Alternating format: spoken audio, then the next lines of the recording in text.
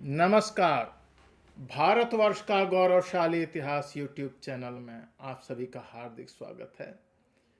आज की वीडियो में हम कुषाण शासक वासिष्ठ के सांची अभिलेख के विषय में ज्ञान प्राप्त करेंगे।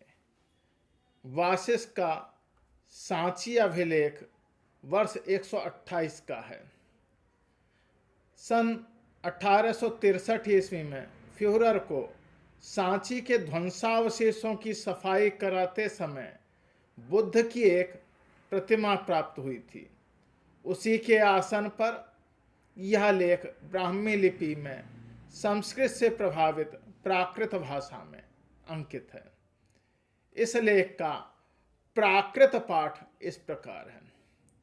महाराजस्य राजतिराजस्य देवपुत्रस्य शाही वासिष्ठस्य संवत 20-8 हे 1-5 एतस्यां पूर्वायां भगवतोस्य जम्बुछाया शैलाग्रहस्य धर्मदेवविहारे प्रतिष्ठापिता खरस्य धितर मधुरिक णम देय धर्म परित्यागेन।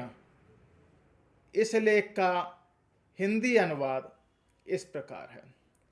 महाराजा रजतिराज देवपुत्र शाही वासिष्ठ के संवत 28 के प्रथम हेमंत का दिन 5।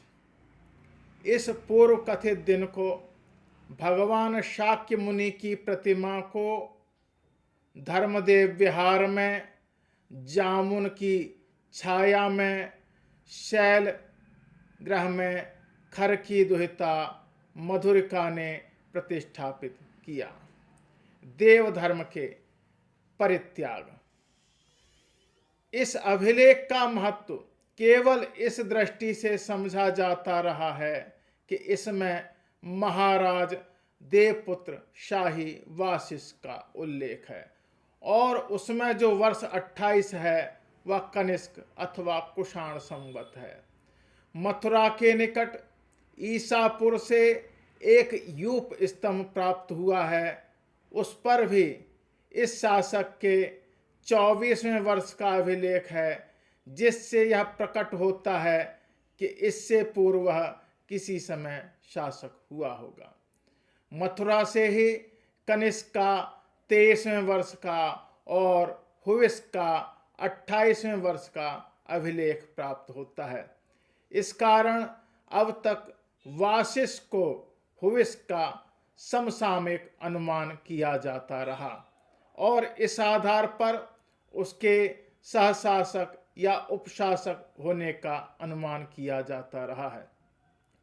किंतु मथुरा कला के विवेचन करने पर मूर्ति वासुदेव के बाद की प्रतीत होती है।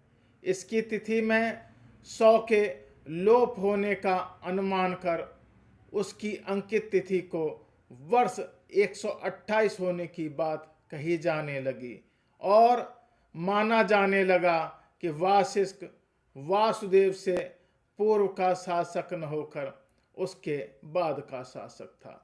इधर हाल में वासिष्ठ के सिक्के प्रकाश में आए हैं, जिनसे उसके वासुदेव के परवर्ती होने की पुष्टि होने के साथ साथ शत संख्या को लोप कर लिखने की परिपाटी का भी समर्थन होता है।